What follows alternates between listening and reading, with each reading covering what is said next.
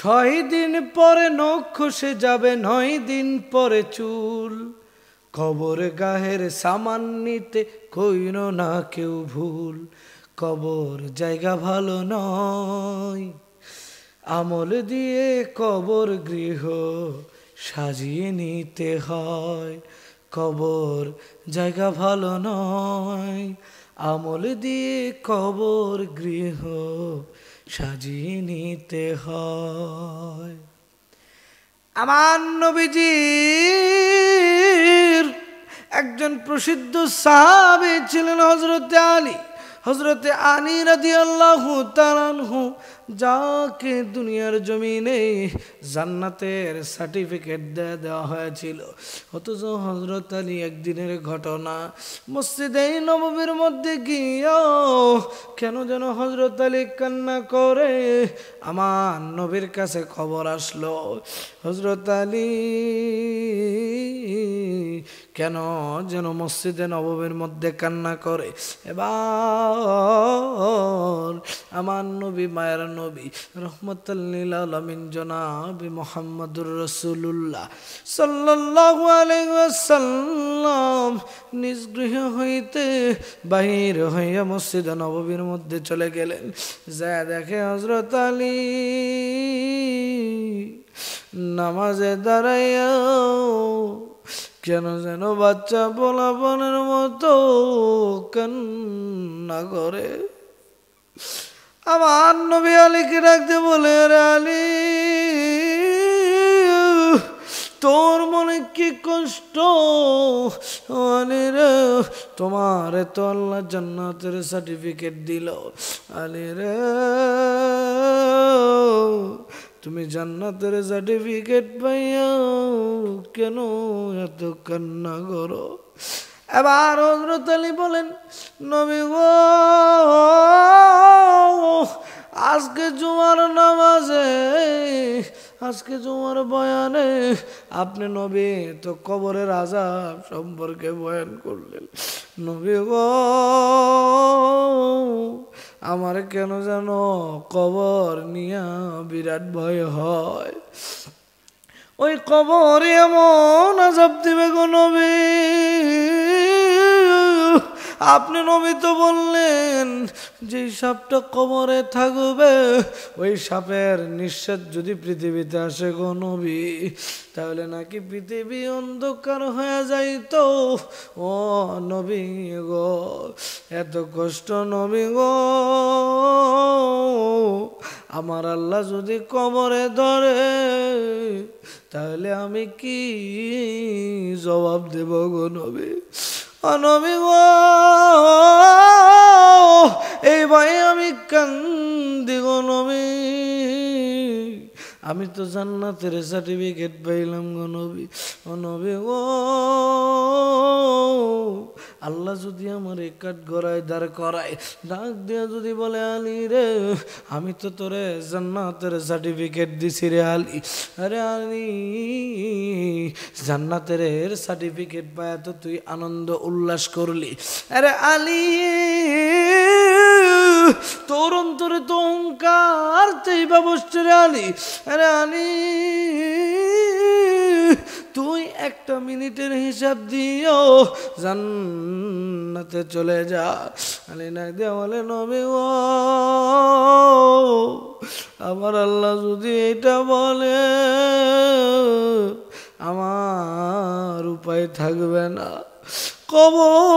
কবরে কেমনে থাকবো নবী, এই ভয়ে কান্না করি।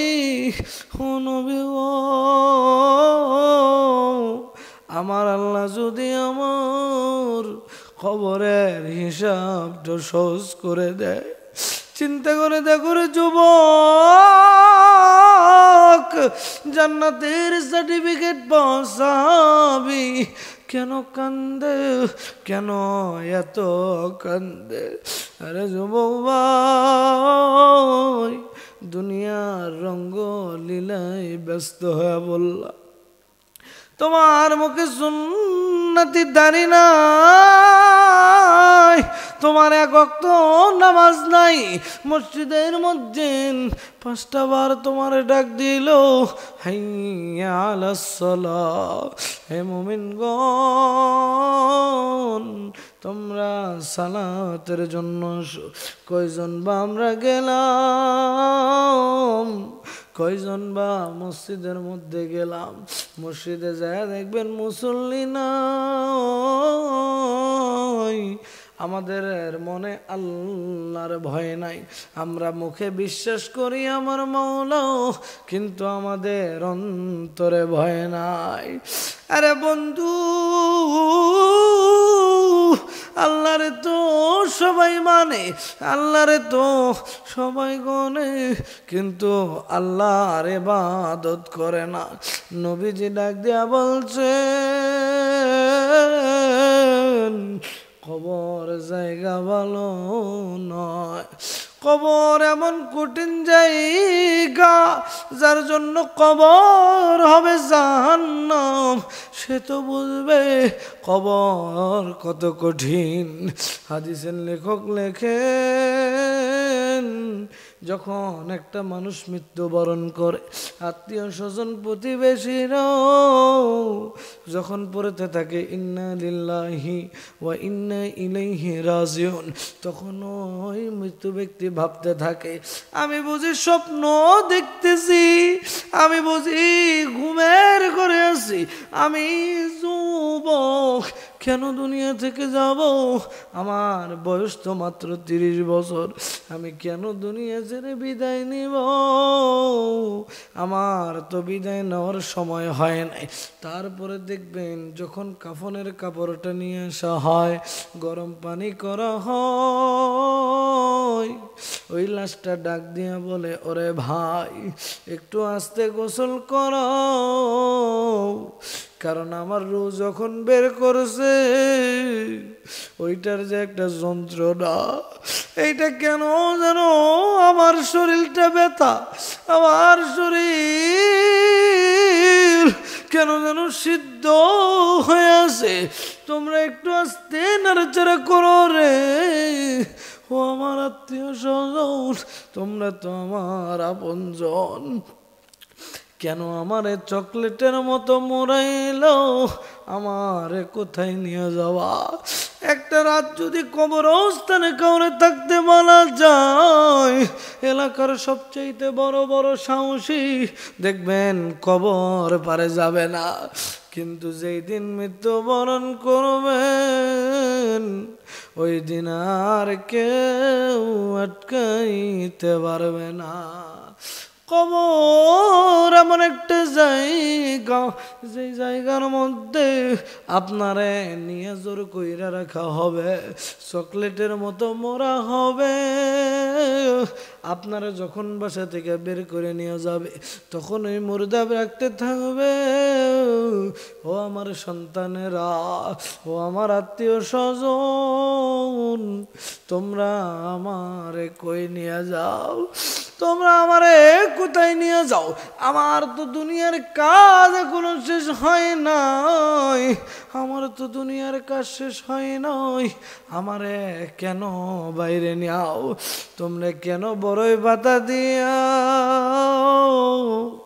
গরম পানি কইরা আমারে ধোয়া দিলা, কেন চকলেটের মতো মরাই দিলা, অন্ধকার কবর, ওই বাসতলা আমি কেমনে থাকবো, আমি তো অন্ধকার করে থাকতে পারি না, নাকতে থাকবে ও প্রাণের বিবি, তুমি তো জানো একটা রাত লাইট বন্ধ হইলে আমার ঘুম ধরে, কেন বাসতলা আমারে নিয়ে যাও, কেন দোয়া দিল, আমি ও কোথায় যাব, এবার বান্দাটারে নিয়ে যাওয়া হবে, কবরের মধ্যে যখন নামানো হবে তখন চিৎকার করতে থাকবে আর বলতে থাকবে ওরে ভাই, ওরে আমার সন্তান, সারা জনমটা লাগাই দিলাম তোদের কামাই করে খাওয়াইতে, আজ বুঝি তোরা আপন মানুষ হইয়া আমারে বুঝি অন্ধকার ঘরে থুইতে আসলি। এবার কবরওয়ালা কান্নাকাটি করতে থাকবে, একের পর এক চিল্লাইতে থাকবে। এই চিৎকার জিন আর ইনসান ব্যতীত সকলে শুনতে পারবে। আরে বন্ধু,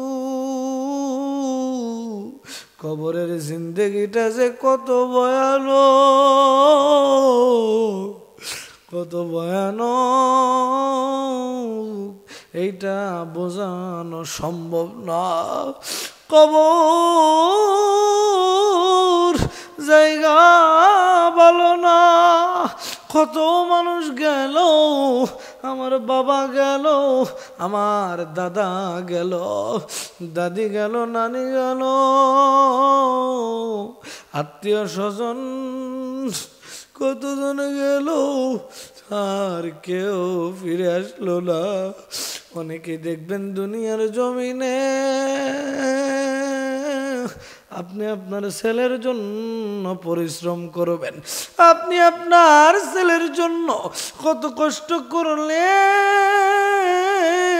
বিরাট অট্টালিকা সম্পত্তি করলেন, কিন্তু যখন আপনি মারা যাবেন, আপনি মারা যাওয়ার 1 থেকে 2 দিন পরে দেখবেন ওইটা বন্টন নিয়া নিজেদের মধ্যে একটা দ্বন্দ্ব শুরু হয়ে যাবে। আপনার স্ত্রী প্রথম 2-1 দিন একটু বিলাপ করে কান্না করবে, আপনার সন্তান 2-1 মাস পরে আপনার কবরটাও চিনবে না। আপনি কি করলেন? আপনি কিভাবে হিসাব দিবেন? আরে যুবক, কিভাবে হিসাব দিব? তুমি ভাবতেছ তোমার বাবা মা তোমারে ভীষণ ভালোবাসে। আরে যুবক, তোমার বাবা মা তোমারে কেমন ভালোবাসে তুমি একটু চিন্তা করে দেখো। তুমি ফজরের নামাজে গেলা না, তুমি জোহরেও গেলা না, তুমি আসর মাগরিবেও গেলা না, কিন্তু যদি মাওলা ধরে কে জবাব দিবা? ওই কঠিন কবর এমন একটা কবর, যেই কবরের ভিতরে কি হয় আজ পর্যন্ত কেউ জানলো না, আজ পর্যন্ত কেউ দেখলো না। এই জন্য প্রিয় যুবক ভাইরা আমার, এইখানে যারা বসেছেন গভীরভাবে নিয়ত করেন, আজকের পর থেকে আর টাকনুর নিচে কাপড় পরবো না, আজকে থেকে আর দাড়ি কামাবো না, আজকের থেকে আর কোনো ধরনের হারাম রিলেশনে নাই, সম্পর্কে নাই, কোনো ধরনের ঝুই ঝামেলায় আমরা পড়বো না। আজ থেকে যখন মসজিদের মাইকে এলান হবে হাইয়া আলাস সালাহ, যখন আমার মাওলা ডাক দিবে তখন দৌড়টা দিয়া চলে যেতে হবে নামাজে।